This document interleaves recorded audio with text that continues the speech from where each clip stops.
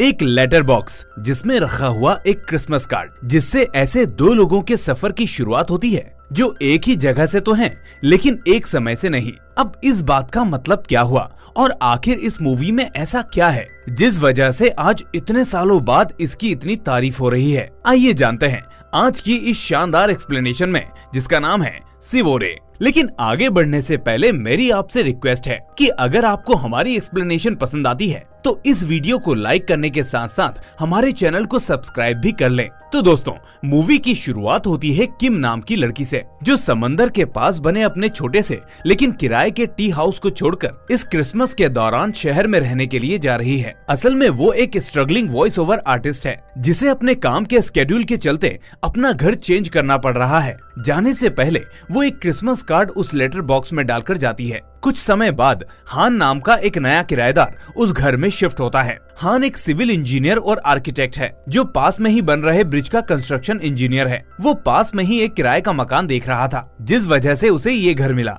इसकी बेहतरीन बनावट को देखकर हान इस घर को आइल मारे नाम देता है। आइल मारे यानी समंदर। अब क्रिसमस की सजावट करते वक्त अचानक हान को ख्याल आता है कि शायद लेटर बॉक्स में किसी का क्रिसमस कार्ड आया हो। इसलिए जब वो उस लेटर बॉक्स को ओपन करता है तो उसे किम का वही लेटर मिलता है। उस लेटर में लिखा था कि मैं आपसे पहले यहाँ रहा करती थी, आपसे एक रिक्वेस्ट है, मुझे एक खत का लंबे समय से इंतजार है, इसलिए जब भी मेरे नाम का कोई खत आए तो आप मुझे नीचे दिए गए पते पर भेज दें। और हाँ, दरवाजे के पास जो पपी के फुटप्रिंट्स के निशान हैं, वो वहाँ पहले से ही है, मेरा उसमें कोई दोष नहीं। मेरी Christmas and happy new year, Kim. 21 December 1999। Card में ये सब पढ़ने के बाद हान हंसने लगता है, क्योंकि किम ने तारीख में 1999 लिखा था, जबकि ये तो 1997 चल रहा है और ऊपर से दरवाजे पर कोई भी फुटप्रिंट्स नहीं है। उधर जब हम किम को देखते हैं तो लगता है जैसे उसे किसी के जवाब का बेसब्री से इंतजार है। वो ये भी सोचती रहती है कि नए किराएदार की तरफ से कोई जवाब नहीं आया,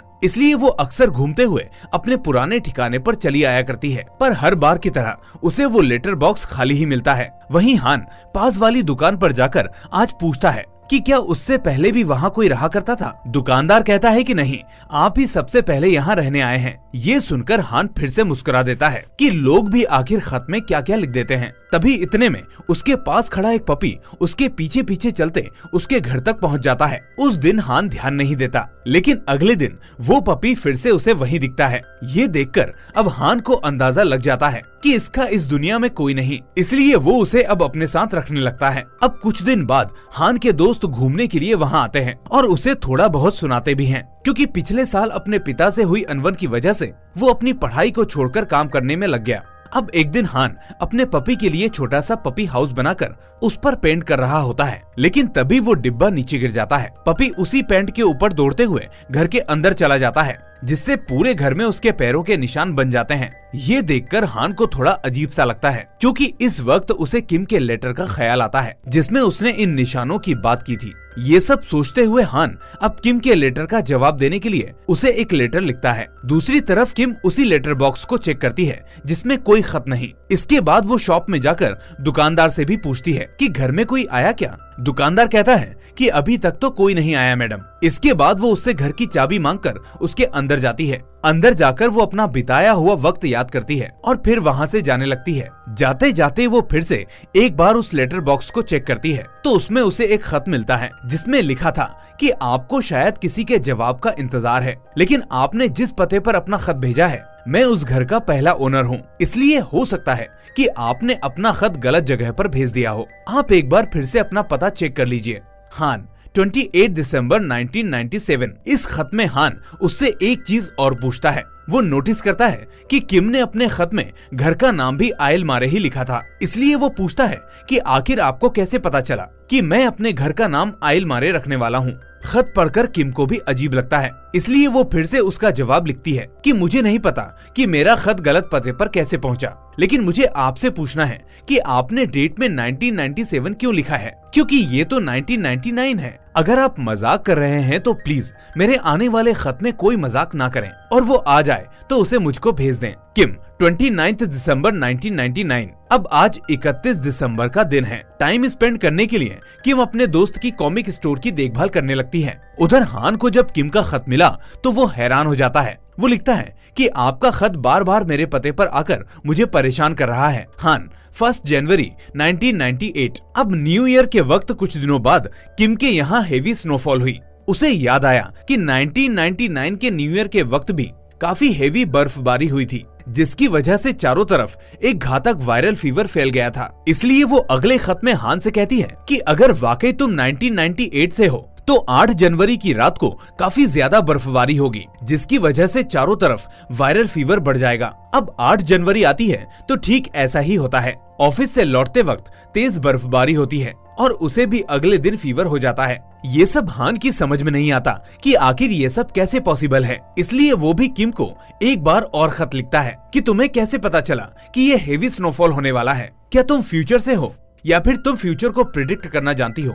ये खत लिखकर हान खत में लिखे किम के पते पर भी जाता है, जहाँ सच में एक रेसिडेंशियल बिल्डिंग होती है, लेकिन वो भी अंडर कंस्ट्रक्शन होती है।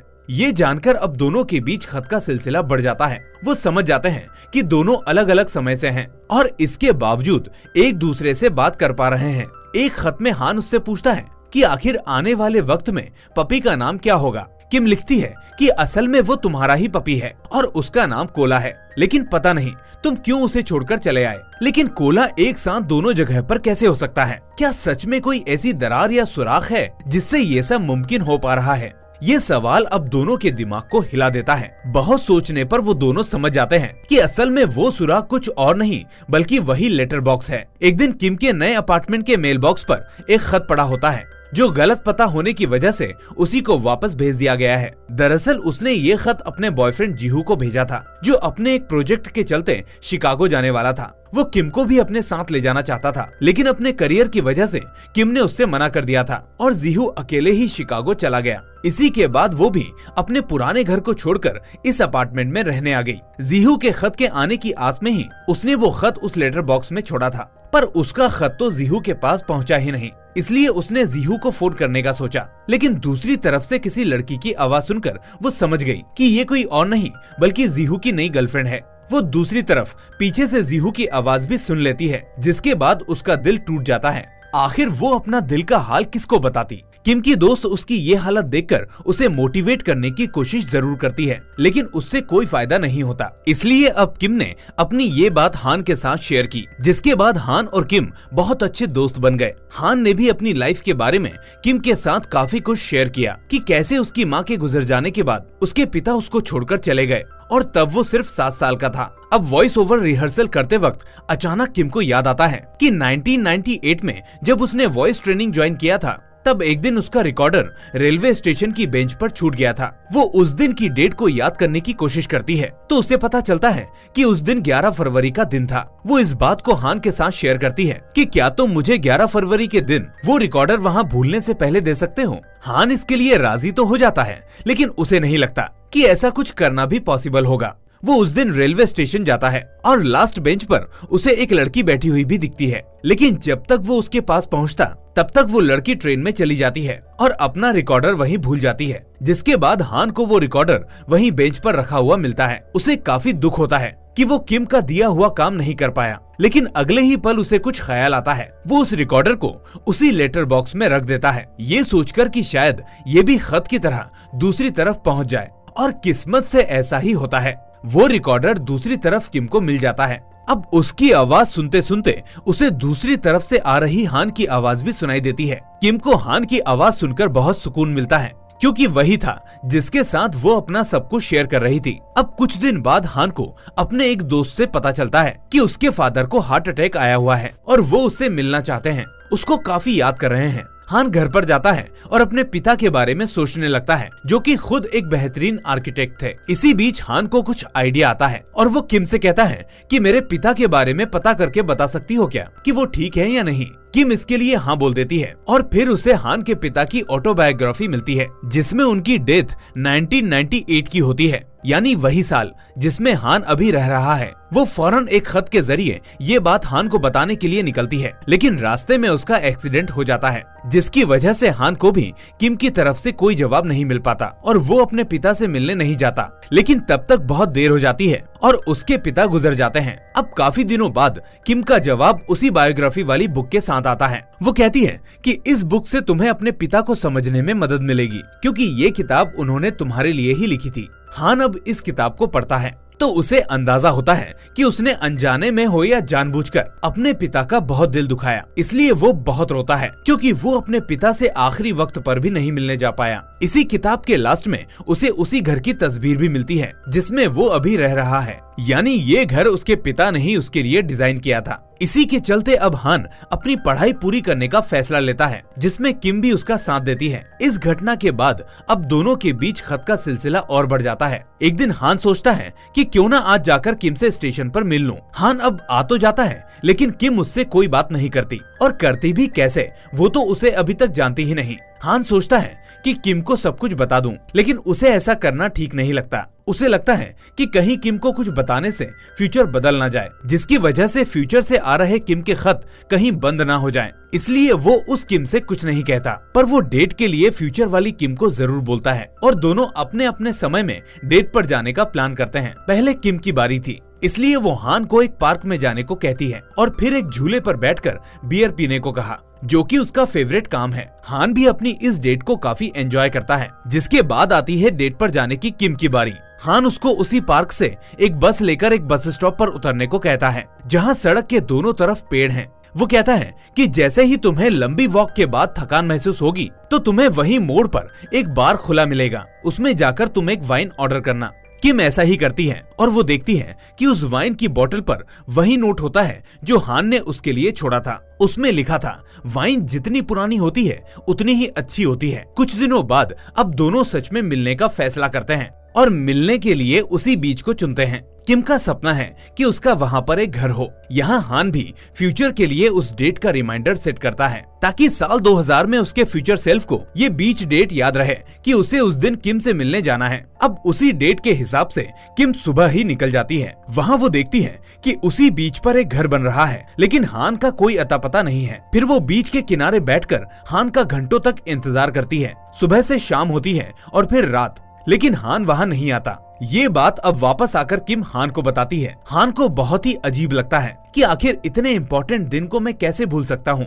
आखिर मैं किम से मिलने उस वक्त गया क्यों नहीं। वो अपनी इस बात को किम से भी कहता है, जिस पर किम मायूस होकर कहती है, कोई बात नहीं, शायद तुम भूल गए होंगे, और वैसे भी 2 साल पहले का वादा कहाँ किसी को याद रहेगा। या हो सकता है कि तुम्हें भी जीहू की तरह कोई और लड़की मिल गई होगी। हान उसके इस खत का कोई जवाब नहीं देता, क्योंकि वो अभी भी इस सवाल में उलझा हुआ है कि आखिर वो वहाँ गया क्यों नहीं। वहीं कुछ दिन बाद अब किम कैफे में बैठी होती है तो उसे अपने पीछे अपने बॉयफ्रेंड की आवाज आती है, जो अब ऑफिस आ चुका है और अपनी नई गर्लफ्रेंड के साथ भी है। किम को पता चलता है कि वो दोनों बहुत जल्दी शादी भी करने जा रहे हैं, जिसके बाद वो घर आकर यही सोचकर रोती रहती है। अपने बॉयफ्रेंड की आवाज सुनकर उससे रहा नहीं जा रहा। वो उससे बात करना चाहती है और उसे अपनी दुनिया में वापस लाना चाहती है। इसलिए वो हान को खत लिखती है कि अगर मैं उसे उस दिन रोक लेती तो वो आज उस लड़की के साथ नहीं बल्कि मेरे साथ होता। इसलिए प्लीज मेरी इस काम में मदद करो और मुझे मेरे बॉयफ्रेंड से मिलवाने की कोशिश करो। हान को ये खत पढ़कर बहुत बुरा लगता है, क्योंकि वो किम से प्यार करने लगा था, लेकिन वो उससे इतना प्यार करता था